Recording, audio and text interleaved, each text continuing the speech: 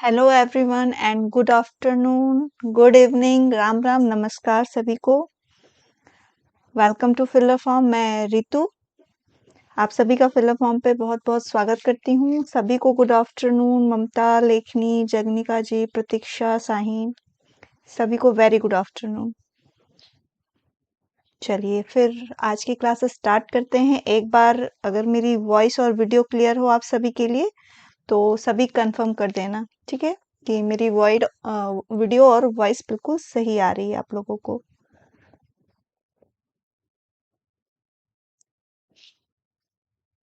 सभी ओके कर देना कि क्या मेरी वीडियो और वॉइस आप लोग के लिए क्लियर है, किसी तरह की कोई प्रॉब्लम नहीं हो तो फिर क्लास को हम आगे कंटिन्यू करेंगे।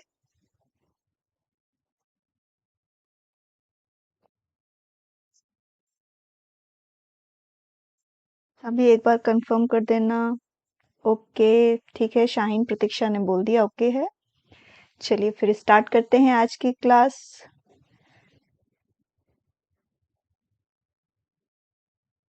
वीडियो से मतलब मेरा स्क्रीन था कि आपको स्क्रीन क्लियर है, जो दिख रहा है आपको सामने स्क्रीन, वो आपको क्लियर है कि नहीं, ताकि आप लोग की जो क्वेश्चन की क्लैरिटी हो वो साफ दिखे।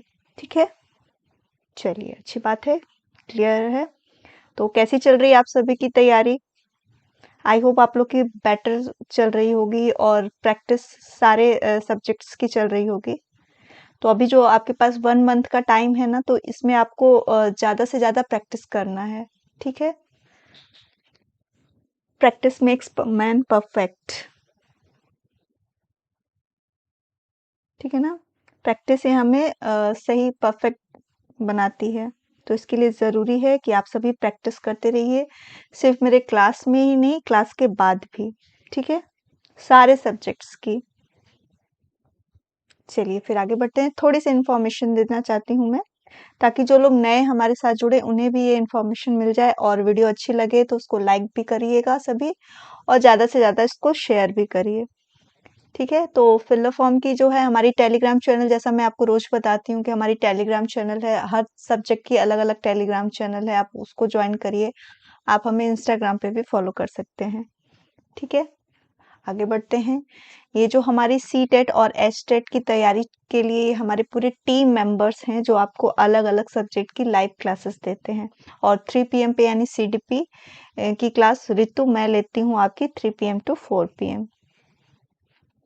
चलिए फिर आगे बढ़ते हैं। और ये जो तैयारी हो रही है हमारे फर्स्ट पेपर और सेकंड पेपर दोनों के लिए हो रही है, और CDP का जो क्लास है ये जो मैं आपको करा रही हूँ, ये आपका फर्स्ट पेपर और सेकंड पेपर दोनों के लिए है। ठीक है, और जो तैयारी आपकी हो रही है ना फर्स्ट पेपर सेकंड में, जो आपके MCQ और प्रीवियस ईयर के क्वेश्चंस करा रही हूँ, वो दोनों पेपर को लेके चल रही हूँ, दोनों पेपर का मैं आपको करा रही हूँ। Good afternoon Priyanka.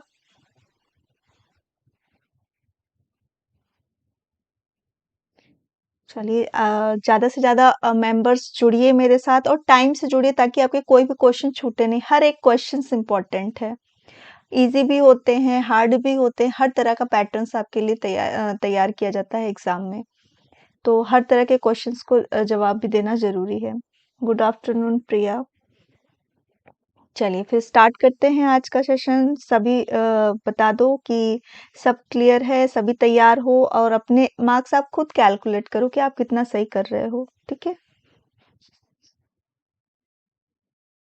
चलिए फिर आज स्टार्ट करते हैं आज के क्वेश्चन से। तो फर्स्ट क्वेश्चन आप सभी को स्क्रीन पर दिख रहा होगा, और इसके लिए आपके लिए टाइमिंग सेट है। ठीक है,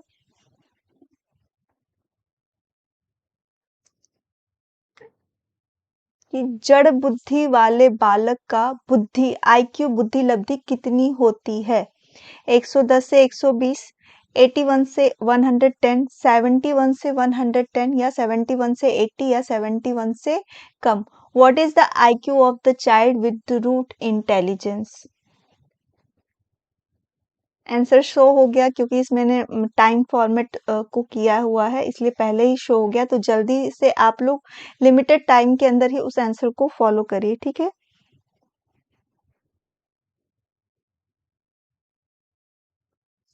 तो राइट आंसर सभी को पता होगा। हाँ, फर्स्ट का डी है। ठीक है, जो 71 से कम आते हैं वो हमारे रूट इंटेलिजेंस में बच्चे आते हैं, तो ये कई बार मैं बता चुकी हूँ। और जो जर्नल आईक्यू वाले आते हैं वो किस में आते हैं, आपके 90 से 110 या 85 से जो अबव में जाते हैं वो लोग रहते हैं, ठीक है।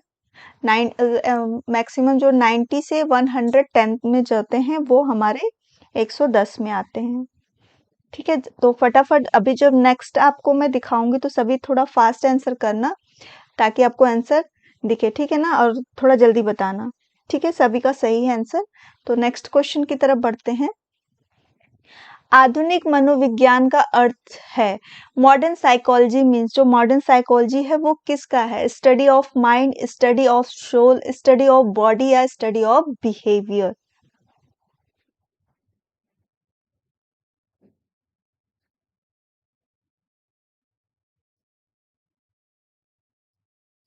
फटाफट सभी आंसर करिएगा, 20 सेकंड का टाइम है, 20 सेकंड के अंदर ही सभी आंसर करने की कोशिश करिएगा, ठीक है।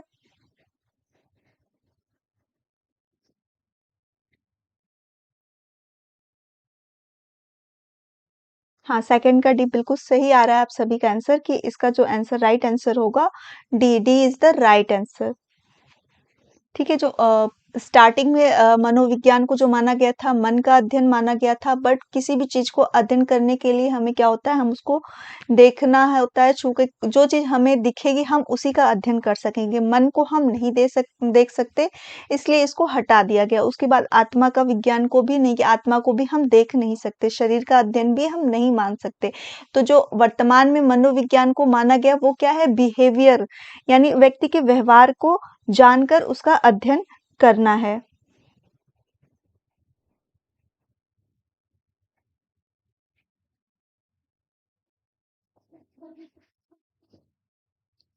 चलिए, जिनका है मैंने उनके लिए इंग्लिश का भी करा है, कि मॉडर्न साइकोलॉजी मीन्स, आपके अगर उर्दू है ना तो वो आपका लैंग्वेज सेक्शन में आएगा, पर सीडीपी आई थिंक आपका उर्दू में नहीं आएगा। जो पेपर्स मैंने पहले दिए थे, उर्दू का लैंग्वेज सेक्शन होता है, जिसने किसी ने हिंदी लिया होता है, किसी ने इंग्लिश लिया होता है, किसी की तमिल होती है, अलग अलग लैंग्वेजेस की होती है, ठीक है। हाँ, सेकंड आंसर इज डी। तो टाइम का ड्यूरेशन थोड़ा सा कम है, तो उसी के लिमिटेड टाइम के with in 20 second you can answer ना। चलिए नेक्स्ट क्वेश्चन की तरफ बढ़ते हैं। क्वेश्चन नंबर थर्ड, ठीक है। हिंदी अक्षरों को बालक किस आयु में पहचानने लगते हैं, at what age does the child recognise Hindi letters, at the age of 3 year, at the age of 4 year, at the age of 5 year, या at the age of 6 year. जो बच्चे होते हैं, छोटे बच्चे, वो इंग्लिश किस एज में, सॉरी, हिंदी को अक्षरों को जो होते हैं वो कब पहचानना शुरू कर देते हैं।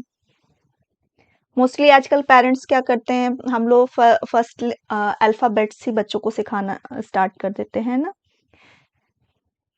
तो अल्फाबेट में हम particular A B C D जो भी करते हैं वो करने लगते हैं, बट हिंदी के अक्षरों को थोड़ा सा उन्हें पहचानने में टाइम लगता है, ठीक है।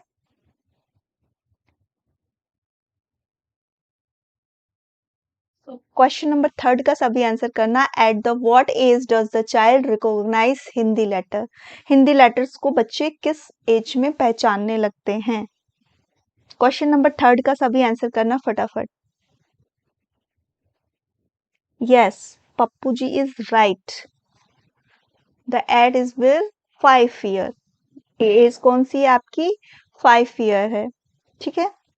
तो राइट आंसर हमारा क्या होगा, हिंदी अक्षरों को पहचानने का, वो हमारा होगा 5 ईयर, ठीक है। हाँ, माही, रोहित, सभी का आंसर सही आ रहा है, डी नहीं होगा, सी होगा, ठीक है। 5 वर्ष की आयु होती है।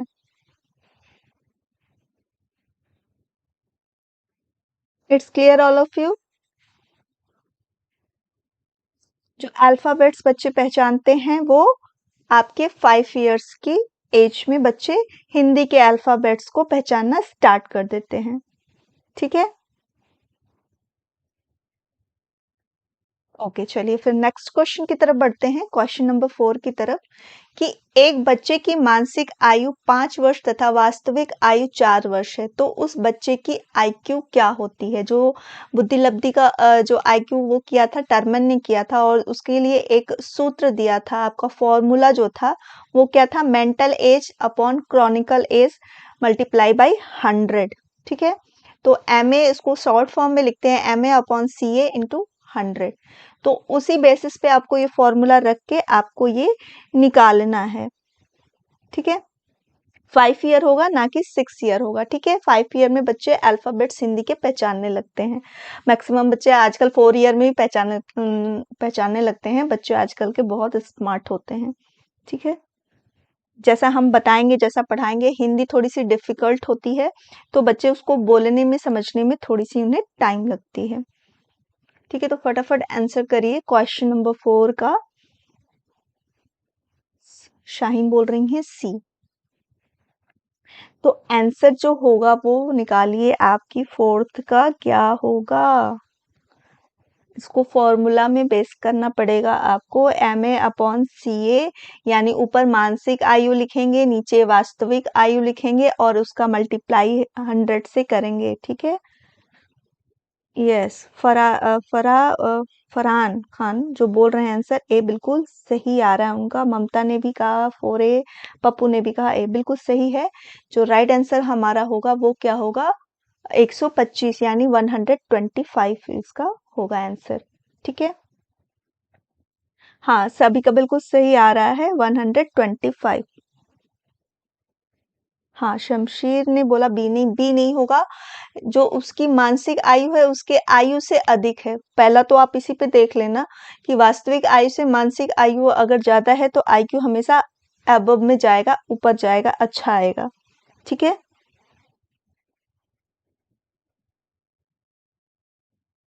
हाँ यस, माही ने बिल्कुल सही बोला कि जो फॉर्मूला होगा वो इस बेसिस पे होगा। ठीक है, चलिए नेक्स्ट क्वेश्चन की तरफ बढ़ते हैं, कि वाइगॉट्स्की ने बाल विकास के बारे में कहा, यह संस्कृति के आनुवांशिकी के कारण होता है, यह सामाजिक अंतर क्रियाओं के कारण होता है, औपचारिक शिक्षा का उत्पाद होता है, यह समावेशन और समायोजन का परिणाम होता है। Vygotsky said about child development that it is due to the genetic of culture, it is due to social interaction, it's the product of the formal education, it is the result of inclusion and adjustment.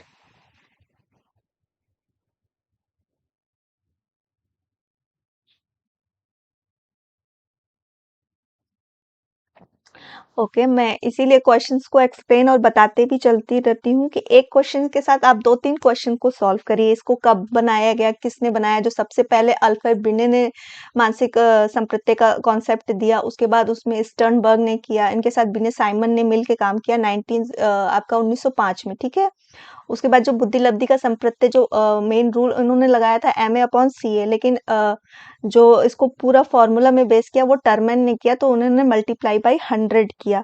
तो उसके जो बुद्धिलब्धि का संप्रत्यय जो लाया वो Terman ने लाया, जो फॉर्मूला के बेसिस पे किया। ठीक है, 5 का बी कह रहे हैं, बिल्कुल सही आंसर सभी का आ रहा है कि इसका जो राइट आंसर होगा वो हमारा बी होगा, क्योंकि वाइगॉट्स्की का जो सिद्धांत है वो क्या है? सामाजिक सांस्कृतिक भाषा सिद्धांत। इसको हम SCL से भी याद कर सकते हैं ना, सोशल कल्चर लैंग्वेज थ्योरी। ठीक है, और इन्होंने 3 जो बताया था, सोशल को सोशल बनाया कि समाज से बच्चा इंटरेक्ट करेगा तो सीखेगा, सांस्कृतिक से वो सीखेगा, और भाषा को एज अ टूल उन्होंने माना कि वो टूल के रूप में किसी भी चीज को एक्सप्रेस करने के लिए हमें क्या इम्पोर्टेंट होती है? हमारी लैंग्वेज। हम लैंग्वेज के ही माध्यम से या मीडियम हमारा बनता है एक दूसरे से कम्युनिकेट करने का। ठीक है, तो राइट आंसर जो हमारा होगा वो क्या होगा? बी होगा। हाँ, माही SCL यानी सोशल कल्चर लैंग्वेज थ्योरी। ठीक है, चलिए नेक्स्ट क्वेश्चन की तरफ बढ़ते हैं, क्वेश्चन नंबर 6 फटाफट करेंगे ताकि हमारे 30 क्वेश्चंस 1 आवर में कंप्लीट हो जाएं। ठीक है, चलिए प्रियंका कुमारी 3rd का सी बता रही हैं, अभी हम 5th क्वेश्चन पे पहुंच गए हैं। ठीक है, मुझे लग रहा थोड़ा सा वो पीछे हैं। चलिए नेक्स्ट क्वेश्चन की तरफ देखते हैं कि सामाजिकरण वह प्रक्रिया है जिससे बच्चे और वयस्क सीखते हैं ना। Socialisation is the process by which children and adults learn from the family, from school, from colleagues, from all of them. ऐसे करना सभी फटाफट की सामाजिकरण वह प्रक्रिया है जिसमें जिस बच्चे से वयस्क सीखते हैं, मतलब दोनों एक दूसरे से करते हैं। Socialisation is the process by which children and adults learn. 20 second के अंदर आंसर करना है सभी को। तो टाइम आपको एग्जाम में नहीं मिलेगा, तो फटाफट आंसर करने की कोशिश करना सभी। ठीक है, 6 का डी बिल्कुल सही आंसर आ रहा है कि हम जो समाजीकरण होगा वो हमारा परिवार से भी होगा, विद्यालयों से भी होगा, और हमारे जो पीयर्स ग्रुप हैं हम उनसे भी सीखते हैं। हर जगह हमारा सोशलाइजेशन होता है। ठीक है, बिल्कुल सही सभी का आंसर आ रहा है। इसका राइट आंसर होगा वो डी होगा। चलिए नेक्स्ट क्वेश्चन की तरफ बढ़ते हैं कि बच्चों का मूल्यांकन होना चाहिए, बच्चों को जो एवेल्युएशन करते हैं वो किस तरह का होना चाहिए। ठीक है, a board examination, by continuous and comprehensive evaluation, by home examination, by written and oral examination. Fast answer करिए सभी फटाफट। क्वेश्चन नंबर 7 का सभी आंसर करिएगा कि children should be evaluate. Board परीक्षाओं द्वारा, सतत एवं व्यापक मूल्यांकन द्वारा, गृह परीक्षा द्वारा, या लिखित एवं मौखिक परीक्षा द्वारा करेंगे। तो माही और एमडी जी ने आंसर कर दिया है कि बी, बिल्कुल B is the right answer. ठीक है, कि ये कॉन्टिन्यूअस चलेगा और कॉम्प्रोहेंसिव, यानी कि जो हमारा गैर शिक्षक भी होता है, शिक्षण होता है, उसको भी हम इवेलुएट करते हैं। ठीक है, हाँ सभी का आंसर सही आ रहा है, 7 का बी आ रहा है। ठीक है, आप अपनी स्क्रीन की क्वालिटीज बढ़ा लीजिए, क्योंकि मैंने भी अपना मोबाइल खोला है जिसमें आपकी मैसेजेस में पढ़ रही हूँ, बिल्कुल क्लियर दिख रहा है। किसी तरह का कोई प्रॉब्लम नहीं है मेरी तरफ से। ठीक है, अगर किसी को साफ नहीं दिखाई दे रहा है तो अपने पिक्चर की क्वालिटीज को थोड़ा सा बढ़ा लेंगे तो आपको क्लियर दिखेगा। ठीक है, फरहान खान जो बोल रहे हैं, ठीक है, फरहान खान, ठीक है, बोल रही हैं, सॉरी। चलिए, हाँ 7 का बी आ गया सभी का आंसर। तो चल आगे बढ़ते हैं कि प्याजे के संज्ञानात्मक विकास सिद्धांत के अनुसार संवेदी क्रियात्मक अवस्था होती है जन्म से 2 वर्ष, 2 से 7 वर्ष, 7 से 11 वर्ष, या 11 से 16 वर्ष। According to Piaget's cognitive development theory, sensory functional stage is which is.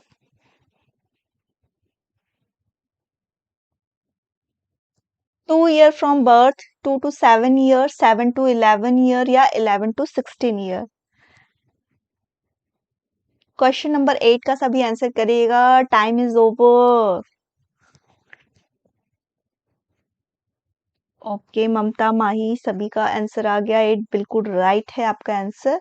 जो इन्होंने 4 स्टेजेस बांटे थे, जो फर्स्ट स्टेज वो थी वो हमारी क्या थी, सेंसरी मोटर स्टेज, जो होती है बर्थ टू 2 year। ठीक है, 2 to 7 year कौन सी होती है, हमारी प्री ऑपरेशनल स्टेज होती है। 7 to 11 year कॉन्क्रीट होती है, और 11 to 16 year हमारी फॉर्मल होती है, फॉर्मल ऑपरेशनल स्टेज। ठीक है, चलिए नेक्स्ट क्वेश्चन की तरफ बढ़ते हैं कि शारीरिक विकास का क्षेत्र, the area of physical development is. हाँ बिल्कुल सही है, 8 का आप लोग का जो ए आ रहा है प्रियंका कुमारी, आपका आंसर गलत है, बी नहीं होगा। वो हमारा प्री ऑपरेशनल स्टेज होता है जो 2 to 7 year होता है। ठीक है, हाँ जिन्होंने ए किया है वो सही है।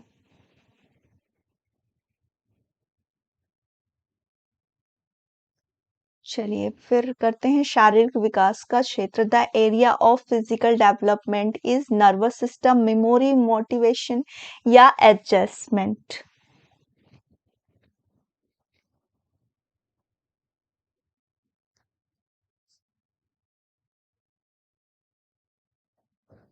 9 का डी बोल रहे हैं। अगर हम बात करें प्रतीक्षा ने जो आंसर किया है 9 का, ये बिल्कुल सही आंसर किया है। प्रियंका गुड आफ्टरनून, कल आप क्लास में नहीं थी। चलिए मैं नोटिस भी करती हूँ कि कौन बच्चे मेरे साथ रेगुलर क्लास में बने रहते हैं, है ना? और मैं जानती हूँ कि कुछ बच्चे बाद में भी देखते हैं क्लासेस, सभी के पास बिल्कुल वही टाइम नहीं होता है, बट मैं कोशिश यही करूँगी कि आप सब भी कोशिश करो कि क्लास में टाइम से प्रेज़ेंट हो, टाइम से सारे क्वेश्चंस का आंसर करो। ठीक है, बिल्कुल सही आ रहा है कि जो स्नायु मंडल है, विकास का संबंध स्मृति से नहीं होगा, जो शारीरिक विकास होगा वो अभिप्रेरणा से नहीं होगा, समायोजन से नहीं होगा, वो तो हमारे बिहेवियर्स या हमारी चीज़ें होती हैं जो डेवलप होती हैं, बट जो शारीरिक विकास होता है वो हमारा स्नायु मंडल से होता है, यानी जो आपका केंद्र से परिधि की ओर बढ़ना होता है ना, शोरों की ओर, वही वो होता है हमारा, ठीक है? तो नर्वस सिस्टम होगा, जहाँ से हमारे आंतरिक जो कहेंगे ना, हमारे हाथ पैर की मांसपेशियाँ अंदर से बढ़ती हैं, हमारे लिवर्स और ये चीज़ प्रॉपर काम करना शुरू करते हैं। चलिए, और बिल्कुल सही आ रहा है आंसर आपका, 9 का ए होगा इसका आंसर। तो नेक्स्ट क्वेश्चन की तरफ बढ़ते हैं हम। तनाव और क्रोध की अवस्था कौन सी होती है? The state of stress and anger is infancy, adolescence, childhood या ओल्ड एज? आंसर करना सभी। क्वेश्चन नंबर 10 का द स्टेज स्टेज होगा, the stage of stress and anger is infancy, adolescence, childhood या ओल्ड एज? 10 का भी बिल्कुल सही आंसर किया है प्रियंका ने। लखन, हाँ, सभी का आंसर बिल्कुल राइट आ रहा है कि ये जो होती है ना स्ट्रेस और एंगर वाली जो एज होती है, 12 टू 18 ईयर, टीनेजर भी हम बोल सकते हैं। जो ये वाली एज होती है टीन एज, जो बात करेंगे हम 12 से 15 ईयर वाली, तो ये काफ़ी तनाव वाली स्थिति होती है, क्योंकि बच्चों में इतने इमोशनली, फिजिकली, मेंटली चेंजेस होते हैं ना, तो बच्चे इन सब चीज़ों को हैंडल नहीं कर पाते, और जहाँ हैंडल नहीं हो पाता वहाँ पे हमें स्ट्रेस फील होता है, और जो स्ट्रेस होगा तो ऑब्वियसली सी बात है कि हमें एंगर भी होगा, है ना? तो राइट आंसर इज बी। ठीक है, चलिए नेक्स्ट क्वेश्चन की तरफ बढ़ते हैं कि बाल्यावस्था होती है, यहाँ पे चाइल्डहुड की बात हो रही है। Childhood is the stage up to 5 year, up to 12 year, up to 21 year या नन? क्वेश्चन नंबर 11 का सभी फटाफट आंसर करना।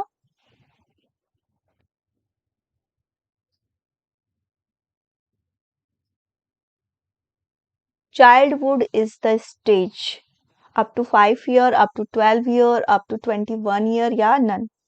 फटाफट 20 सेकंड के अंदर सभी आंसर करना, ठीक है? हाँ, प्रियंका का आंसर बिल्कुल सबसे फास्ट आ रहा है, जैसे स्क्रीन में दिख रहा है, तो सबसे पहले आ रहा है, तो इसका राइट आंसर क्या होगा? हमारा बी होगा, जो 12 वर्ष तक होती है बाल्यावस्था पूरी ना, 6 से 12 वर्ष बाल्यावस्था होती है हमारी। Infancy period birth to 5 year होती है, और 21 ईयर वाला तो आपका आ जाता है एडल्टहुड में आ जाता है, जो 12 टू 18 ईयर होता है वो हमारा एडोलसेंस आता है। ए नहीं होगा, इसमें पूछ रहा है अवस्था होती है, एंड पूछ रहा है आपका कि अवस्था कब से होती, कब तक होती है, ठीक है? तो राइट आंसर हमारा क्या होगा? 12 वर्ष तक होगा, ठीक है? ये अवस्था, क्वेश्चन क्लियर ने तो ये 5 वर्ष जो दिया, तो 5 वर्ष तो आपकी इन्फेंसी पीरियड होती है, वो खत्म हो जाती है। 21 वर्ष जो होता है वो आपका एडल्टहुड आता है, और कोई नहीं तो कोई ऑप्शन ही नहीं है, जो 12 वर्ष तक होती है, 6 से 12 वर्ष वो हमारी बाल्यावस्था होती है। क्लियर है? 11 का ए नहीं होगा, ए जो आती है वो बर्थ टू 5 ईयर होती है ना, वो हमारी क्या होती है? इनफेंसी पीरियड, ठीक है? ठीक है, रोहित ने बोला 11 का ए नहीं होगा, जो राइट आंसर होगा वो हमारा क्या होगा? B, B is the right answer, ठीक है? चलिए नेक्स्ट क्वेश्चन की तरफ बढ़ते हैं कि मैकडूगल के अनुसार मूल प्रवृत्ति जिज्ञासा का संबंध कौन से संवेग से है?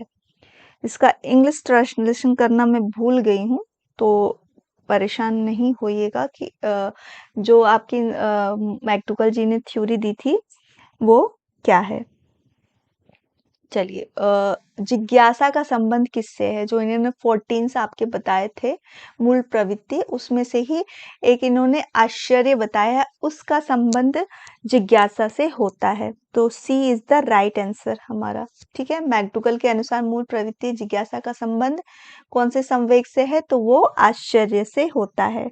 जब बच्चे आश्चर्य किसी चीज के बारे में करते हैं तो वहाँ पे कोई चीज़ पहली बार देखा तो वो आश्चर्य फ़ील करेंगे और उसके प्रति उनकी क्यूरियोसिटी भी ज़्यादा होगी, है ना? गुड मॉर्निंग श्वेता जी। सॉरी, गुड मॉर्निंग नहीं है, गुड आफ्टरनून है।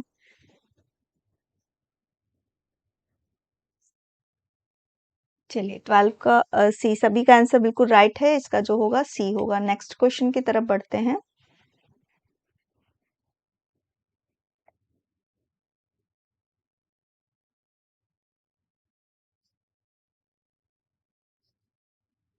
हाँ, श्वेता जी का भी आंसर बिल्कुल राइट है, सी होगा। ठीक है।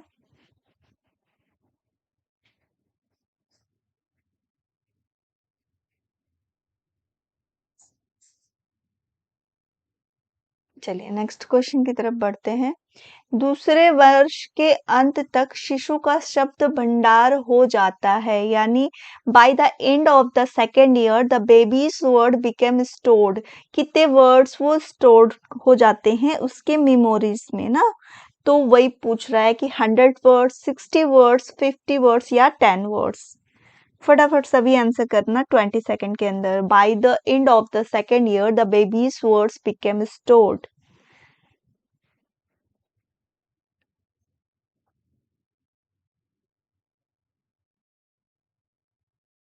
Good afternoon Riya Kumari. Question number 13 का सभी आंसर करेगा, यानी जो आपकी सेकेंड ईयर में जो बच्चे लास्ट होता है उस समय बच्चों की जो वर्डिंग होती है वो उनके अंदर कितनी स्टोर होती हैं। हाँ, तो प्रियंका का जो आंसर आया है ए बिल्कुल राइट है। रिया कुमारी ने भी बोला ए। पूनम बोल रही है 13 का बी, 13 का ए। तो यहाँ मैं इन्फॉर्म करती हूँ आप लोग को, थोड़ा सा इन्फॉर्मेशन दूंगी। जो बच्चे होते हैं ना, जो फर्स्ट आपके जो एज एंड होता है वो 50 वर्ड्स तक बच्चे बोल लेते हैं। जो 1 वर्ष वाले जो अंत होता है, यानी 1.5 वर्ष तक की बात अगर हम करें तो। लेकिन जब बच्चे पूरा 2 वर्ष जो कंप्लीट होने वाला था, यानी and of the second year, तो बच्चों की जो वोकेबलरी होती है वो 100 वर्ड्स की हो जाती है। ठीक है, तो हमारा आंसर जो होगा वो क्या होगा? ए होगा। हाँ, जिन्होंने भी ए आंसर किया है 13 के लिए वो बिल्कुल राइट है। तो हमारा जो आंसर होगा वो ए होगा। ठीक है, किसी को कोई कंफ्यूजन? ये आपके लैंग्वेज सेक्शन चैप्टर का था। तो ये मैंने स्टार्टिंग में जब ये आपको थ्योरी ली थी क्लास की, उसमें मैंने आपको ये सब वर्ड्स बताए थे कि कौन से बच्चे किस एज तक के कितने वर्ड्स जान जाते हैं। ठीक है। हाँ, प्रतीक्षा, रोहित, सभी का आंसर बिल्कुल सही आ रहा है 13 का ए। चलिए, नेक्स्ट क्वेश्चन की तरफ बढ़ते हैं कि उत्तर बाल्यावस्था में बालक भौतिक वस्तुओं के किस आवश्यक तत्वों में परिवर्तन समझने लगता है? ठीक है, जो आपका later childhood children begin to understand changes in which intentional elements of material things. तो आंसर करना mass, mass and number, number, mass, number and area. ठीक है, द्रव्यमान, द्रव्यमान और संख्या, संख्या, द्रव्यमान, संख्या और क्षेत्र। जो उत्तर बाल्यावस्था की बात हुई है ये 8 या 9 से 12 ईयर की होती है। ठीक है,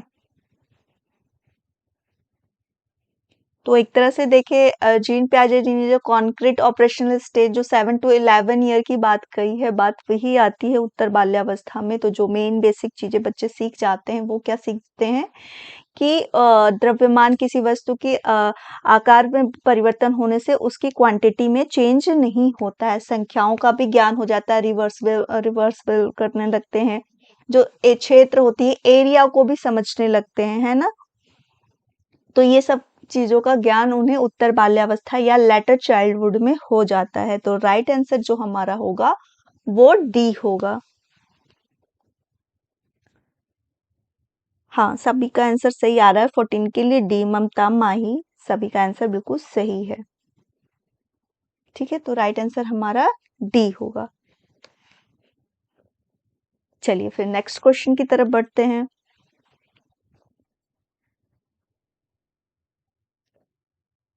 विकास का अर्थ होता है, विकास का क्या अर्थ होता है? परिवर्तन की उत्तरोत्तर श्रृंखला, अभिप्रेरणा के फलस्वरूप होने वाले परिवर्तनों की उत्तरोत्तर श्रृंखला, अभिप्रेरणा या एवं अनुभव के फलस्वरूप होने वाले परिवर्तनों की उत्तरोत्तर श्रृंखला, परिपक्वता एवं अनुभव के फलस्वरूप होने वाले परिवर्तनों की श्रृंखला। डेवलपमेंट मीन्स, क्योंकि क्वेश्चंस आपके बहुत लंबे लंबे होते हैं और कभी कभी देखेंगे पूरी कहानियों के थ्रू में क्वेश्चंस पूछे जाते हैं, तो थोड़ा सा डिफिकल्ट हो जाता है पेज पे उनको लाना। तो जिनको भी क्लियर ना दिखता हो अगर, तो थोड़ी सी अपनी पिक्चर क्वालिटीज को बढ़ा लेंगे तो आपको सारे आंसर्स क्लियर में दिखेंगे। ठीक है, क्वेश्चन नंबर 15 का सभी आंसर करना। Progressive series of changes, progressive series of change resulting from motivation, progressive series of change resulting from motivation and experience, series of changes resulting from maturity and experiences. Question number 15 का सभी answer करेगा। Development means क्या है, कि development क्या होता है? बिल्कुल सही आ रहा है ममता, प्रियंका ने आंसर किया 15 का D. D is the right answer, क्योंकि विकास जो होता है वो हमें किसकी ओर लेके जाता है? मैच्योरिटी की ओर लेके जाता है। क्लियर? तो जब बच्चा मैच्योर होगा और उसके जो एक्सपीरियंस होंगे, जो उसने अपने पूर्व अनुभव से सीखा है, वो भी फलस्वरूप होने लगेंगे और उसकी श्रृंखला जो होगी वो क्या होगी? वो आगे बढ़ेगी मैच्योरिटी की तरफ, है ना? तो जो राइट आंसर हमारा होगा D is the right answer, की series of changes resulting from maturity and experience. तो विकास क्या है? हमें परिपक्वता की ओर लेके जा रही है और जो हमारे अनुभव हो रहे हैं उन अनुभवों से भी हम सीख रहे हैं और उसमें भी परिवर्तन करते हुए हम आगे बढ़ रहे हैं। ठीक है, तो वो परिवर्तन की श्रृंखला होती है विकास हमारी। ठीक है, चलिए नेक्स्ट क्वेश्चन की तरफ बढ़ते हैं। क्वेश्चन नंबर 16, बालकों की सोच अमूर्तता की अपेक्षता मूर्त अनुभव एवं प्रत्ययों से होती है, यह अवस्था कौन सी होती है? यानी विच एज अ चाइल्ड या स्टूडेंट कैन ऑब्जर्व, आपका कहेंगे एब्स्ट्रैक्ट या कॉन्क्रीट, कौन सी चीजों पर वो ज्यादा वो करते हैं, तो वो कौन सी एज होती है? तो children thinking is from the tangible experience of surfaces rather than abstraction, this is the stage. यानी एब्स्ट्रैक्ट थिंकिंग वो नहीं कर पा रहे हैं, वो क्या कर पा रहे हैं? जो कॉन्क्रीट चीजें हैं उसको कर पा रहे हैं। तो वो कौन सी एज होती है? सभी आंसर करना क्वेश्चन नंबर 16 का। जो जीन पियाजे जी ने 4 स्टेजेस दी थी उसमें एक स्टेज की बात कही थी कि जो बच्चे जो होते हैं वो कॉन्क्रीट ऑब्जेक्ट्स को देखते हैं, उनको समझ पाते हैं, तो वो एज कौन सी होती है? बिल्कुल सही आ रहा है आपका 16, 7 to 12 ईयर जो होती है वो हमारी कॉन्क्रीट ऑपरेशनल स्टेज होती है। तो इसका जो राइट आंसर होगा वो हमारा क्या हो जाएगा? ए हो जाएगा। ठीक है, और जो अमूर्त यानी एब्स्ट्रैक्ट थिंकिंग जो करते हैं वो आपका 11 to 15 ईयर होता है, या कहीं कहीं पे 16 ईयर भी होता है। बी नहीं हो सकता, 12 वर्ष से वयस्क अवस्था, उसमें मूर्त अनुभवों की बात, मतलब अमूर्त चीजों को वो नहीं समझ पा रहा है, यानी जो चीजें उसके सामने है वो सिर्फ उन्हीं को देख के सोचता समझता, अपनी थिंकिंग अपने अनुभव वो केवल मूर्त चीजें, यानी जो चीजें उसके सामने प्रेजेंट है उसको ही वो देखकर रियलाइज कर रहा है, उसके बारे में लॉजिक दे रहा है। ठीक है ना, यानी एब्स्ट्रैक्ट चीजों को नहीं सोच रहा है, जो कि आपके क्वेश्चन में क्लियर किया गया है। ठीक है ना, कि बालकों की सोच अमूर्तता की अपेक्षा मूर्त अनुभव एवं प्रत्ययों से होती है। तो वो एज हमारी होती है 7 to 12 ईयर, कहीं पे 11 ईयर भी होता है। जो जीन पियाजे ने बोला वो 7 to 11 ईयर है। ठीक है, बी नहीं हो सकता है। ठीक है, उसमें अमूर्त के साथ वो अमूर्त चीजों को भी देखने लगता है, यानी एब्स्ट्रैक्ट चीजों को भी एक्सपीरियंस करने लगता है।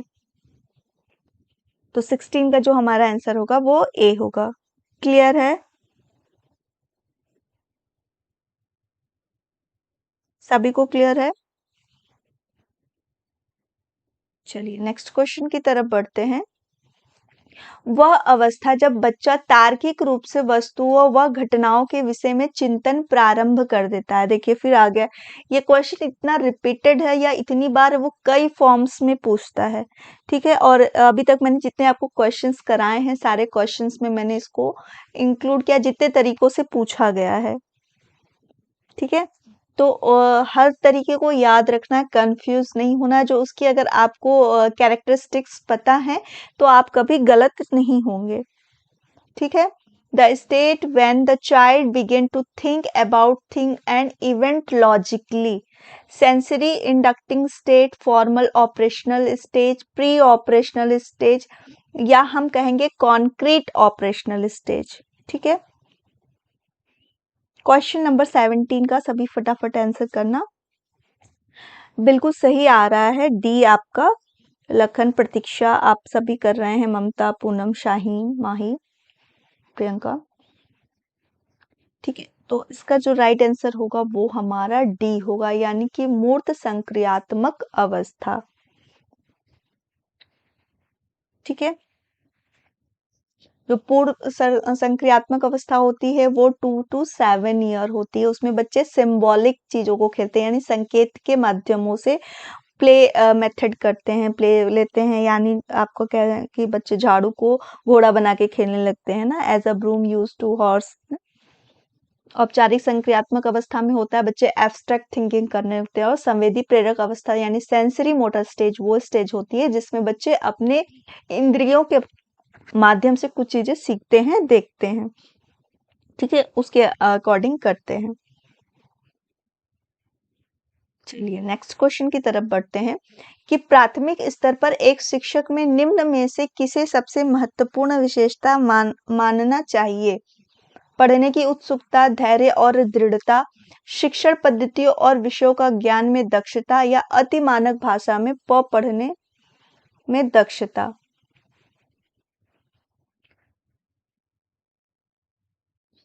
क्वेश्चन नंबर 18 का सभी आंसर करिएगा कि अति मानक भाषा में पढ़ने की दक्षता होती है, शिक्षण पद्धतियों और विषयों का ज्ञान दक्षता होती है, धैर्य और दृढ़ता होती है, पढ़ने की उत्सुकता होती है। तो कौन सी विशेषता एक प्राइमरी लेवल के टीचर में होनी चाहिए? 18 का बी कह रहे हैं, बिल्कुल राइट है आंसर। जो प्राइमरी लेवल के अगर टीचर की बात करें तो बच्चे काफी छोटे होते हैं, उनके बहुत सारे क्यूरीज होते हैं, बड़ी क्यूरियोसिटी होती है, और थोड़े से क्या होते हैं वो चंचल स्वभाव के होते हैं, क्रियाशीलता उनमें ज्यादा होती है। तो उस समय एक शिक्षक को क्या होना चाहिए? धैर्य और दृढ़ता के साथ पढ़ाने के लिए क्लासरूम में प्रेजेंट होना चाहिए, और उसके अंदर ये क्वालिटीज होनी चाहिए कि वो पूरे क्लासरूम को अच्छे से देख सके। सभी को पता होगा छोटे बच्चों को पढ़ाने में कितनी प्रॉब्लम फेस करनी पड़ती है। मैं तो फील करती हूँ, मैं तो जानती हूँ, मैं अपने बच्चों को पढ़ाती हूँ तो कितना पेशेंस लेके मुझे उन्हें पढ़ाना पड़ता है। तो आपके घर में भी छोटे बच्चे होंगे या फिर आपके रिलेटिव्स में होंगे, कहीं भी तो देखा होगा कि छोटे बच्चों को समझाने पढ़ाने के लिए एक टीचर को क्या होना चाहिए? बहुत ज्यादा पेशेंस होना चाहिए, है ना? फील करते हो कि नहीं आप सभी?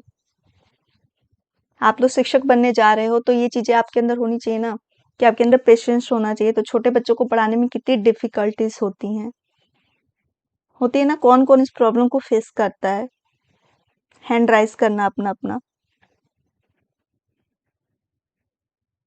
होती है कि नहीं प्रॉब्लम, ये बताना आप सभी कि छोटे बच्चों को पढ़ाने में बहुत ज्यादा क्या कहते हैं, बहुत ज्यादा प्रॉब्लम होती है। तो उनको पढ़ाने के लिए हमें क्या करना पड़ता है? पेशेंस रखना पड़ता है, गुस्सा भी आती है लेकिन उस चीज को कंट्रोल करना पड़ता है।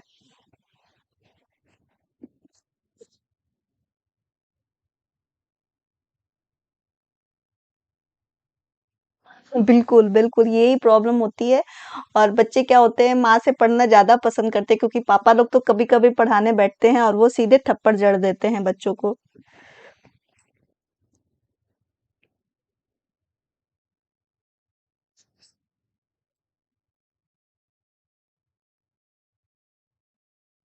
हाँ, बहुत होती है। और क्या होता है, बच्चे खुद के पेरेंट्स हो या भाई हो, बहन हो, जो भी हो, व्हाटएवर, तो सभी से चीज़ों को पढ़ना, बल्कि वो टीचर से डरते हैं, क्योंकि टीचर क्या होती है, थोड़ी-सी स्ट्रिक्ट होती है, हर चीज़ों को वो करनी पड़ती है ना? तो बच्चे अपनी माँ को कम फॉलो करते हैं, जो टीचर बोलती है ना वही बोलते हैं, सही है। और मेरे बच्चों के साथ ये प्रॉब्लम होती है, जब मैं उन्हें कुछ बताती हूँ ना, अगर मैं बोलूँ नहीं मेरी टीचर ने ऐसा बताया, यही सही है, आप तो गलत बताते हो, ऐसा होता है।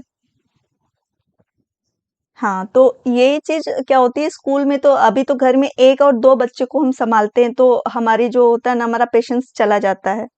हम तो वहाँ पे थप्पड़ भी जड़ देते हैं बच्चों को। लेकिन क्लासरूम में ये नहीं करना है, इसीलिए प्राथमिक स्तर की बात कही गई है। तो क्लासरूम में एज़ अ टीचर आप ऐसा नहीं कर सकते हो, है ना?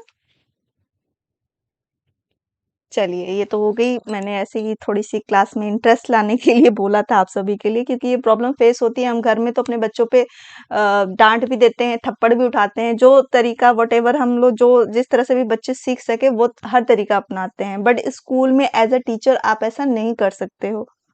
तो आपको जितना पोलाइटली रहना है, बच्चों को जितने प्यार से समझा सकते हो, जितने तरीके से समझा सकते हो, वो सारे गुण आप में होने चाहिए।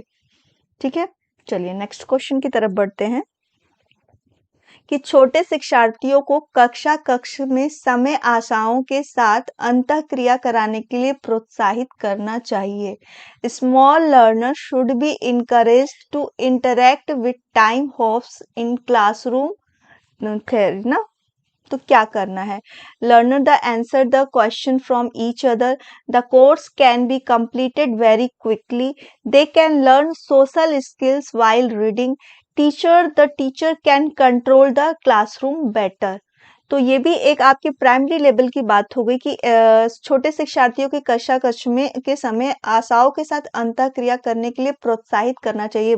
टीचर को किस तरह से प्रोत्साहित करना चाहिए? तो उसका क्या होगा कि एक दूसरे से प्रश्नों का उत्तर सीख सके। पाठ्यक्रम को बहुत जल्दी पूरा किया जाना चाहिए। जो इंटरेक्शन हो वो किस तरह का होना चाहिए एक क्लासरूम में, छोटे बच्चों के क्लासरूम में। तो क्वेश्चन आपसे यही कर रहा है कि वह पढ़ने के दौरान सामाजिक कौशलों को सीख सके, शिक्षक कक्षा शिक्षक में बेहतर तरीके से नियंत्रित कर सके। तो छोटे क्लासरूम की बात हो रही है, जहाँ पे एक शिक्षक को किस तरह से बच्चों को मोटिवेट करना है, ताकि वो चीज़ों को अच्छी तरह से पढ़ सके, समझ सके, और जो उनका इंटरेक्शन है वो किस तरह का हो। तो वो क्या होगा? सभी 19 का डी बोल रहे हैं, तो ऐसा नहीं होना चाहिए कि हम अच्छी तरह से डिसिप्लिन किए हैं, क्लास में किसी को बोलने का मौका नहीं दे रहे हैं, कुछ करने का मौका नहीं दे रहे हैं, तो ये क्या हो गया, हमारा टीचर सेंटर्ड हो गया। यानी टीचर ही वहाँ पे अथॉरिटी के रूप में कार्य कर रहा है। तो ऐसा नहीं कराना, हमें क्या कराना है कि उसको पढ़ने के दौरान, जब भी वो पढ़ रहा है, they can learn social skills while reading. उसके पढ़ने के दौरान ही उसके सामाजिक कौशल को हमें बढ़ाना है। तो इस तरह का इंटरेक्शन होना चाहिए क्लास में, और बच्चों को क्या करना है, मोटिवेट करना है। तो राइट आंसर जो हमारा होगा सी होगा, सी इज द राइट आंसर। ठीक है, हाँ बिल्कुल सही है, जिनका आंसर सी आ रहा है। ठीक है, 20 नंबर क्वेश्चन की तरफ बढ़ते हैं कि निम्न में से कौन सा सामाजिकरण की निष्क्रिय एजेंसी है। जब मैंने सोशलाइजेशन पढ़ाया था, उसमें मैंने बहुत क्लियरली बताया था कि दो एजेंसीज होती हैं, एक हमारी कौन सी होती है, एक्टिव होती है, और दूसरी हमारी पैसिव होती है। तो एक्टिव में कौन आता है और पैसिव में कौन आता है? तो यहाँ पे आपसे वही पूछ रहा है, which of the following is the passive agency of socialisation. यानी कि जहाँ पर बच्चा जो समाजीकरण जिसका हो रहा है, वो डायरेक्टली ना होकर इनडायरेक्टली हो रहा है। तो वो कौन सा है? परिवार है, इको क्लब है, स्वास्थ्य क्लब है, सार्वजनिक पुस्तकालय। एक्टिव सोशलाइजेशन की अगर मैं बात करूं, तो वो क्या होती है, जहाँ पे हमारा इंटरेक्शन आमने सामने होता है, जहाँ फेस टू फेस बच्चा एक दूसरे से सीख रहा है, और दोनों सक्रिय है, ना कि एक सक्रिय है और दूसरा पैसिव है, यानी निष्क्रिय रूप में बैठा हुआ है। तो परिवार को तो हम मान ही नहीं सकते। परिवार हमारा क्या है, वो हमारी एक्टिव एजेंसीज है। एक्टिव एजेंसीज मतलब कि जहाँ पे बच्चा क्या हो रहा है या व्यक्ति क्या है, एक दूसरे से सामने संपर्क कर रहा है और एक दूसरे से बेहतर तरीके से इंटरेक्शन हो रहा है और वो सीख रहा है, उसका सामाजिकरण हो रहा है। बट यहाँ पर क्या बोल रहा है, पैसिव एजेंसी, यानी कि जो सिखा रहा है वो तो एक्टिव है, बट जो सीख रहा है वो एक्टिव नहीं है। तो वो हमारी क्या होती है, निष्क्रिय एजेंसीज होती हैं, यानी कि पैसिव एजेंसीज होती है। सभी का ए आ रहा है, लेकिन जो हमारी फैमिली होती है वो हमारी एक्टिव एजेंसीज होती है, जिसमें बच्चा या अपने माँ से डायरेक्टली, माँ ने बोला कि तुमको ये कार्य करना है या नहीं करना है, तो उसने सामने उसको फॉलो किया और किया, माँ को जैसा देखा बच्चे ने वैसा रिएक्ट किया। बट अगर हम निष्क्रिय एजेंसी की बात करें, जहां पर हम बस सिर्फ बैठे हुए हैं और देखकर सीख रहे हैं, तो वो हमारा क्या होगा, बुक्स होगी, लाइब्रेरीज होगी, मीडिया होगा, जिससे हमारा डायरेक्ट कनेक्शन नहीं हो रहा है। ठीक है, तो यहाँ पे जो राइट आंसर होगा वो हमारा डी होगा। अभी सभी ने करेक्ट किया, सभी का डी आंसर आने लगा। ठीक है, तो इसको ध्यान रखिएगा कि जो परिवार, फैमिली के सदस्य, क्लब होगा जहाँ पे हम एक साथ एक दूसरे को इंटरेक्ट कर रहे हैं, वो हमारी एक्टिव एजेंसीज होगी। और जहाँ पे दोनों का इंटरेक्शन फेस टू फेस नहीं है और एक के माध्यम से हम केवल सीख रहे हैं, अगर हम लाइब्रेरी में अगर हम पढ़ रहे हैं, तो क्या बच्चा सिर्फ वो पढ़ रहा है, वो बुक से ज्ञान ले रहा है, ना कि वो एक्टिव है। ठीक है, तो D is the right answer. चलिए नेक्स्ट क्वेश्चन की तरफ बढ़ते हैं कि सामाजिकरण की प्रक्रिया क्या है। तो सोशलाइजेशन इज अ प्रोसेस, मूल विश्वासों तथा अपेक्षाओं को अर्जित करने की, घुलने मिलने तथा समायोजन की, एक समाज की संस्कृति की आलोचना करना सीखने की, मित्रों के साथ सामाजिक बनने की। तो सोशलाइजेशन क्या है, सभी फटाफट आंसर करना। To acquire the root belief and requirement of maxims and adjustment, to learn to criticise the culture of society, to be social with friend. सामाजिकरण की प्रक्रिया क्या है, आपको बताना है कि सामाजिकरण की प्रक्रिया क्या है। तो सभी आंसर करना। 15 minutes 13, only 10 seconds are left. Yes, Luv Kumar, Shanti Kumari, हाँ आप लोग का आंसर बिल्कुल सही आ रहा है, ए होगा। अगर हम कहें केवल घुलना मिलना और समायोजन ही नहीं होता, हमारे क्या होते हैं, कुछ हमारे समाज के कुछ नियम होते हैं, कुछ नॉर्म्स होते हैं, कुछ बिलीफ्स होते हैं, उसके अकॉर्डिंग हमको एडजस्ट करना और उसको एक्वायर करना होता है ना। To acquire the roots belief and requirements, जो भी हमारे नॉर्म्स रूल्स बने हैं उनको एक्वायर करना है अपने अंदर। तो राइट आंसर क्या होगा, ए इज द राइट आंसर। ठीक है, हाँ 21 का जो होगा आंसर वो ए होगा। चलिए फिर नेक्स्ट क्वेश्चन की तरफ बढ़ते हैं कि निम्नलिखित में से कौन सा बच्चों के समाजीकरण को प्रगतिशील मॉडल के संदर्भ में सही नहीं है। ठीक है, सही नहीं पूछ रहा है। समूह कार्य में सक्रिय सहभागिता तथा सामाजिक कौशलों को सीखना, बच्चे विद्यालय में बताई गई बातों को स्वीकार करते चाहे उनकी सामाजिक पृष्ठभूमि कुछ भी हो, कक्षा में प्रजातंत्र के लिए स्थान होना चाहिए, सामाजिकरण सामाजिक नियमों का अधिग्रहण है। क्वेश्चन नंबर 22 का सभी आंसर करना कि निम्नलिखित में से कौन सा बच्चों के सामाजिकरण को प्रगतिशील मॉडल के संदर्भ में सही नहीं है। इस बात को ध्यान रखना कि कौन सी सही नहीं है। इसका मैंने इंग्लिश में भी किया है, नेक्स्ट पेज पे अभी मैं उसका दिखा देती हूँ आपको। क्वेश्चन नंबर 22 का सभी आंसर करना। शाहीन का आ रहा है बी, दीप वर्मा, माही भी बोल रही हैं हाँ बी। तो जो इसका राइट आंसर होगा वो हमारा बी ही होगा, क्योंकि बच्चे क्या होते हैं, विद्यालय में बताई गई हर बातों को एक्सेप्ट कर लेना ये बहुत हद तक सही नहीं है अगर हम प्रगतिशील शिक्षा की बात कर रहे हैं। प्रगतिशील शिक्षा क्या कहती है जो इसको प्रगतिशील शिक्षा को मेन दिया था जॉन डेवी ने दिया था। और इसमें क्या कहा था कि चाइल्ड को हमें सेंटर में रखना है, यानी बच्चे को हमें रखना है, बच्चे को क्या सीखना है, कैसे सिखाना हमें उसको लेना है, और वो जिस भी पृष्ठभूमि से आए उस चीज को हमें ध्यान में रखते हुए इन्हें शिक्षा को देना है। तो हमारा जो राइट आंसर होगा वो क्या होगा, बी होगा। ठीक है, तो ये है which of the following is not correct in the term of progressive model of socialisation of children. जो बच्चे इंग्लिश में हैं, इंग्लिश मीडियम के लिए, उन बच्चों के लिए भी है, ताकि बहुत बच्चे ऐसे भी हैं जो कमेंट करते हैं कि उन्हें इंग्लिश में सब कुछ चाहिए, इंग्लिश में देखना है, तो उनके लिए मैंने ये किया है। क्वेश्चंस बहुत लंबे होते हैं तो एक स्लाइड्स में वो नहीं आ पाते हैं। ठीक है, इसलिए ये क्वेश्चन थोड़ा लंबा था, इसलिए इसको मैंने 2 स्लाइड में लिया है। Active participation in group work and learning of social skill. Children accept what is stated in school in representative of their social background. There should be a space for democracy in the classroom. Socialization is the acquisition of social rule. तो इसका जो right answer होगा, जो model नहीं है progressive education का, वो क्या होगा, children accept what is stated in school in representative of their social background। ठीक है, हाँ। तो नेक्स्ट क्वेश्चन की तरफ बढ़ते हैं कि निम्नलिखित में से कौन सा प्रारंभिक बाल्यावस्था अवधि के दौरान उन भूमिकाओं एवं व्यवहारों के बारे में जानकारी प्रदान करते हैं जो एक समूह में स्वीकार्य है। भाई बहन एवं अध्यापक, अध्यापक एवं साथी, साथी एवं माता पिता, माता पिता एवं भाई बहन। तो इसका भी आंसर पहले शो हो गया, इसका एनिमेशन करना मैं भूल गई, तो इसलिए आंसर आपको पहले शो हो गया।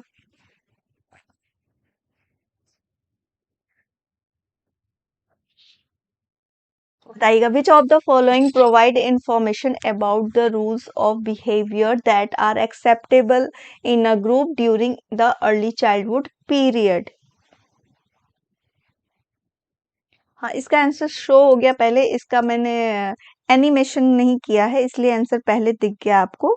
तो इसका जो राइट आंसर होगा, माता पिता एवं भाई बहन, यानी कि प्रारंभिक बाल्यावस्था के दौरान जो बच्चे व्यवहार सीखते हैं, जो मेन उनका कौन सा होता है, वो क्या होता है, पेरेंट्स होते हैं और उसके भाई बहन होते हैं, यानी ब्रदर एंड सिस्टर।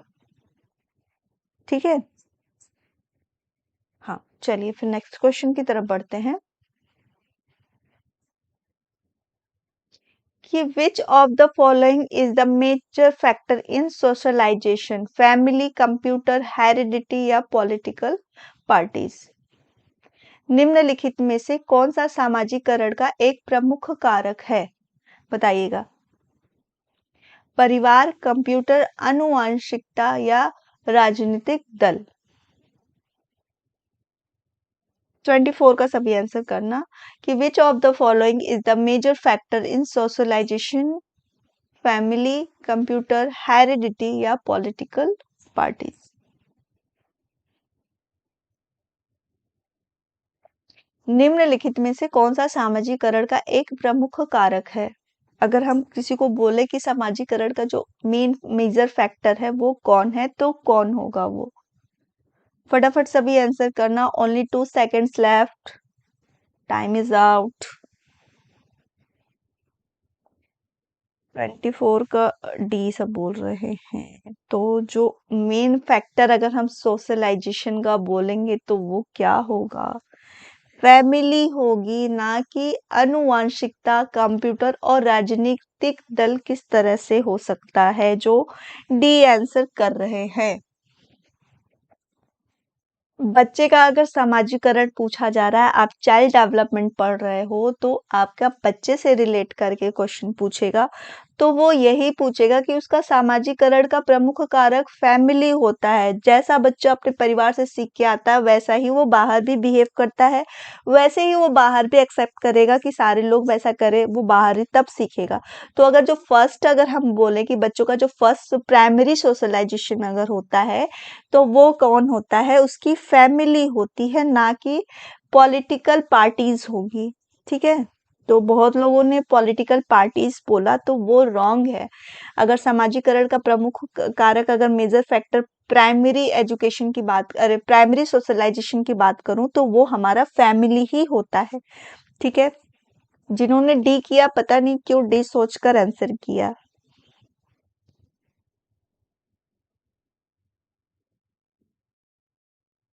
जो हमारा प्राइमरी सोशलाइजेशन है वो हमारा फैमिली है। अगर प्राइमरी पूछता है तो भी फैमिली है, मेजर पूछता है तो भी वो हमारी फैमिली ही आती है।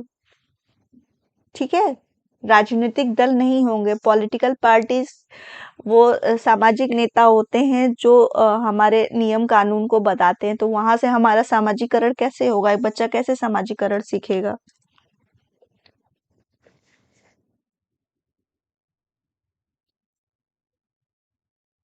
ठीक है, चलिए फिर नेक्स्ट क्वेश्चन की तरफ बढ़ते हैं।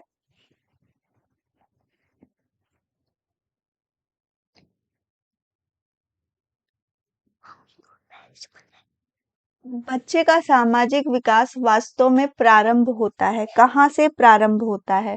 विद्यालय पूर्व अवस्था में, शैशवावस्था में, पूर्व बाल्यावस्था में या उत्तर बाल्यावस्था में। The child social development actually begins, कहाँ से स्टार्ट होता है चाइल्ड का सोशल डेवलपमेंट? तो सभी आंसर करना 25 का, कि बच्चे का सामाजिक विकास वास्तव में प्रारंभ होता है, कहाँ से प्रारंभ होता है?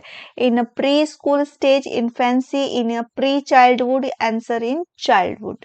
यानी यहाँ पे उत्तर बाल्यावस्था दिया है, यानी लेटर चाइल्डहुड होगा। ठीक है, 25 को आंसर कर रही है बी।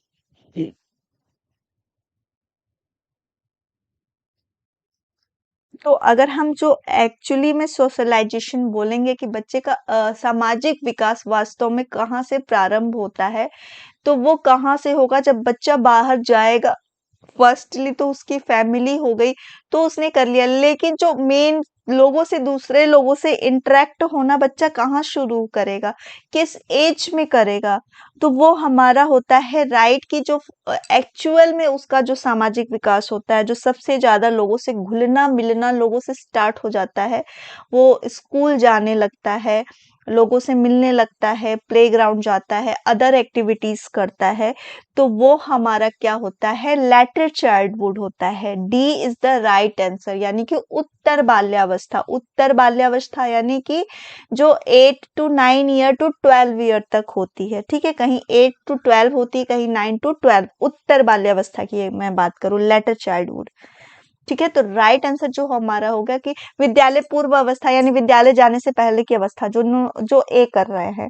विद्यालय जाने से पहले अवस्था में अगर सामाजिक विकास कहे तो नहीं होता है, विद्यालय जाके ही तो बच्चा सामाजिक विकास जो स्टार्ट करता है। शैशवावस्था में सामाजिक विकास नहीं कह सकते, वहां पे जब बच्चा जन्म लेता है ना वो सामाजिक होता है ना असामाजिक होता है, उसे कुछ भी नहीं पता होता है कि हमें किस तरह का बिहेवियर अपने समाज में, एनवायरनमेंट में करना है। तो ठीक है, वो अपने फैमिली से सीखता है कि हमें कैसे बैठना है, कौन सी क्रिया कब करनी है, कौन सा एक्टिव करना है। वो फैमिली में मेनली जो स्टार्टिंग के होते हैं रूल रेगुलेशन, थोड़े बहुत बच्चे वहां से सीखता है, लेकिन जहाँ पे उसका सोशलाइजेशन एरिया बढ़ता है, वो एरिया कौन सा होता है? लेटर चाइल्डहुड होता है, जहां से उसका सोशलाइजेशन एरिया बढ़ जाता है। वहां से उसका कहेंगे ना, जब बच्चा बाहर जाता है, चार लोगों से मिलता है, हम लोग अक्सर सुनते हैं ना, जैसे जैसे बच्चा बाहर जाता है उसका दिमाग ज्यादा खुलने लगता है, ज्यादा चीजें वो सोचने लगता है, ज्यादा लोगों से इंटरेक्ट होता है, तो उसका जो वास्तविक विकास होगा वो होगा लेटर चाइल्डहुड, सामाजिकरण। ठीक है, तो इसका जो राइट आंसर होगा वो हमारा डी होगा।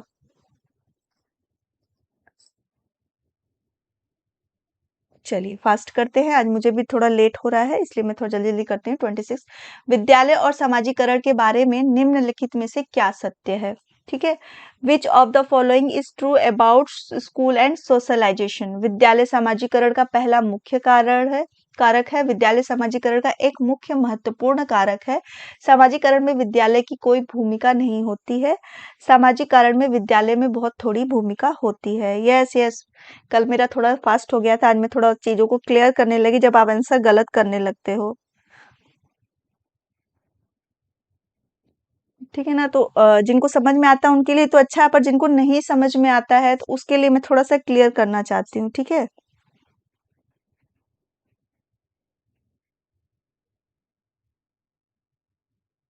चलिए, राइट आंसर जो होगा इसका, विद्यालय का सामाजिकरण का एक मुख्य कारक, महत्वपूर्ण कारक है, ये हमारा राइट आंसर होगा। ठीक है, पहला नहीं बोलेंगे, अगर हम बोलेंगे कि विद्यालय होता है तो वो हमारा अ, होगा मुख्य महत्वपूर्ण कारक होता है। ठीक है, हाँ, सभी का आंसर सही है। चलिए नेक्स्ट क्वेश्चन की तरफ बढ़ते हैं कि विद्यार्थियों को विद्यालय में खेलना क्यों उचित है, जो हम उनको प्ले कराते हैं वो क्यों जरूरी होता है। Why is the advisable for student to play in school? It will make to job is easier for teacher. It will make them physically empowered. It will be helpful for spending time. It will be develop cooperation and balance. Question number 27 का आप जितना फटाफट answer करेंगे उतना जल्दी हो जाएगा। ठीक है ना, तो सभी आंसर करना कि शिक्षकों के लिए काम आसान होता है खेलना करा देना स्कूल में, या उन्हें शारीरिक रूप से सशक्त बनाए रखना, या समय बिताने में सहायक होना, या सहयोग और संतुलन का विकास करना। तो अगर मेनली हम बोले कि जो ग्रुप एक्टिविटीज हम स्कूल में कराते हैं खेलने के दौरान, तो एक दूसरे से वो क्या करेंगे, साथ में कोऑपरेट करना सीखेंगे और चीजों को बैलेंस करना सीखेंगे। गेम में भी हमें बैलेंसिंग सिखाते हैं। ठीक है, तो जो राइट आंसर होगा वो हमारा डी होगा, कि यह हम बच्चों में क्या होगा, क्योंकि जो भी गेम हम बच्चों को अकेले पर्टिकुलर नहीं खिलाते, ग्रुप में खिलाते हैं। जब भी वो ग्रुप में खेलेंगे तो वो कोऑपरेशन करेंगे और बैलेंस भी एक दूसरे में बनाएंगे। तो राइट आंसर जो हमारा होगा कि it will be develop cooperation and balance. ठीक है, चलिए, तो अभी नेक्स्ट क्वेश्चन बताना कि जनसंचार माध्यम सामाजिकरण का एक महत्वपूर्ण माध्यम बनता जा रहा है। नीचे दिए गए कथनों में से कौन सा सबसे उपयुक्त कथन है। ठीक है, संचार माध्यम पदार्थों का विज्ञापन और विक्रय के लिए एक अच्छा माध्यम है। जन संचार माध्यमों की पहुंच बहुत बढ़ रही है और जनसंचार माध्यम अभिवृत्तियों, मूल्यों और विश्वासों को प्रभावित करता है। समाजीकरण केवल माता पिता और परिवार के द्वारा किया जाता है। बच्चे संचार माध्यमों के साथ प्रत्यक्ष रूप से अंतःक्रिया नहीं कर सकते हैं। तो फटाफट आंसर करना 28 का, कि जनसंचार, आपको पता है कि सोशल मीडिया कितना ज्यादा लोगों पे हावी होता जा रहा है, तो इसको जो बोला गया कि सबसे उपयुक्त कथन उसके बारे में क्या है, राइट स्टेटमेंट बताना है आपको सोशल कम्युनिकेशन का। ठीक है, सामाजिकरण में, सोशलाइजेशन में। 28 का बी शाहीन का आ गया, बिल्कुल सही आंसर है कि ये माध्यम क्या है, जनसंचार माध्यमों की पहुंच बढ़ रही है। जैसा कि आप सभी को पता है कि सोशल मीडिया बहुत ज्यादा फैल गया है, हर लोग सोशल मीडिया पे ही डिपेंड है। जनसंचार माध्यम अभिवृत्तियों, मूल्यों और विश्वासों को भी प्रभावित करता है, बिल्कुल सही बात है। ठीक है, नेक्स्ट क्वेश्चन बोलता है कि मनोविज्ञान का संबंध प्राणी मात्र के व्यवहार के अध्ययन से है, जबकि शिक्षा मनोविज्ञान का क्षेत्र क्या है। मात्र मानवीय व्यवहार के अध्ययन से केवल शैक्षिक संस्थितियों के में मानव व्यवहार से, ए और बी दोनों, या उपयुक्त में से कोई नहीं। क्वेश्चन नंबर 29 का सभी आंसर करना कि psychology deals with the study of animal behaviour while education is field of psychology only from the study of human behavior only in education situation is both A and B, none of the above। अगर हम बात करें कि शिक्षा में, तो शिक्षा के क्षेत्र में वो मानव व्यवहार का भी अध्ययन करता है और शैक्षिक संस्थितियों का भी अध्ययन करता है कि बच्चे शिक्षा में किस तरह से है, किस तरह का उनका व्यवहार है। तो हमारा जो आंसर होगा सी इज द राइट आंसर, ए और बी दोनों होगा। ठीक है, हाँ, पूनम जो आंसर कर रही हैं बिल्कुल सही कर रही हैं। तो मात्र मानवीय व्यवहार के अध्ययन से है या केवल शैक्षिक, दोनों में से किसी एक में, दोनों से होगा। ठीक है, मानव व्यवहार का भी अध्ययन करता है और शैक्षिक स्थितियों का भी अध्ययन करता है। तो C is the right answer. Next last question की तरफ बढ़ते हैं, फटाफट सभी आंसर करना। किसने यह दावा किया कि सभी भाषाओं में होने वाले कुछ सार्वभौमिक गुण जन्मजात होते हैं। B F Skinner, Albert Bandura, Noam Chomsky या ईसी टॉलमैन। हाँ, 29 is C is the correct answer 29 का। ठीक है, हाँ, सभी का आंसर सही है 29 का, जिन्होंने सी बोला है। 30 नंबर का फटाफट आंसर करना। फिर आज का सेशन हम यहीं पे खत्म करेंगे और जितने लोग भी हमारे साथ जुड़े हैं सभी लाइक करना बिल्कुल मत भूलना, ठीक है? और ज़्यादा से ज़्यादा शेयर करो, ठीक है? आपका एक-एक शेयर, आपका एक-एक लाइक हमें मोटिवेट करता है कि हम आपके लिए कितना बेटर ला सकें। तो अगर अल्बर्ट बांडुरा जी का बात करें तो उन्होंने सामाजिक अधिगम का सिद्धांत दिया, यानी दूसरों को देखकर सीखना। बीएफ स्किनर ने क्रिया प्रसूत अनुबंधन सिद्धांत दिया है। और नॉम चॉम्स्की जो बोलते हैं कि बच्चे क्या होते हैं, जन्म के समय ही उनके अंदर लैंग्वेज एक्वाजिशन होता है। बच्चे क्या होते हैं, जन्म के समय ही भाषा का ग्रहण करना सीख लेते हैं, ठीक है? और जैसे-जैसे वो बड़े होते हैं उनकी व्याकरण शुद्धि भी अपने आप से हो जाती है, ठीक है? ये बात बोली थी नॉम चॉम्स्की जी ने।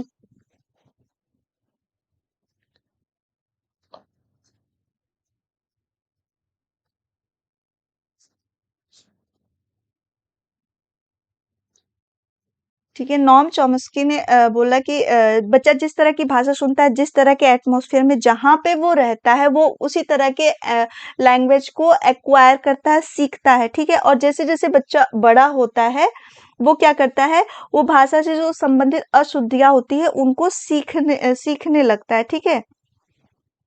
इन्होंने बोला कि भाषा ग्रहण करने की बच्चों में एक जन्मजात प्रवृत्ति होती है, यानी भाषा अर्जन यंत्र होता है, लैंग्वेज एक्विजिशन डिवाइस, जिसे एलएडी भी कहा जाता है, ठीक है? और जैसे-जैसे वो बड़ा होता है, वो भाषा तो सुनता है और उसके जो व्याकरण जो कहते हैं ग्रामेटिकल मिस्टेक्स होती है ना, वो भी अपने एज के साथ वो सही होने लगती है। क्लियर है? 30 नंबर में ये आपका लैंग्वेज सेक्शन में हिंदी हो, इंग्लिश हो या फिर सोशल स्टडीज, ईवीएस, सब में एक लैंग्वेज सेक्शंस में नॉम चॉम्स्की जी पूछे जाते हैं। ये आपके अगर मैं बात करूँ हर एक सब्जेक्ट में नॉम चॉम्स्की जी आते हैं। इन्होंने बच्चों को बोला कि भाषा का जो ज्ञान होता है बच्चों में जन्मजात होता है। जिस तरह का बच्चा जिस एटमॉस्फेयर में, जिस तरह के कल्चर में होता है, वहाँ की वो भाषा को एक्वायर कर लेता है। ठीक है, क्लियर है सभी को? ठीक है, गुड मार्क्स सभी के हैं। चलिए, रोहित के 22, ममता के 30 का सी आंसर किया। ओके, आपका सही है।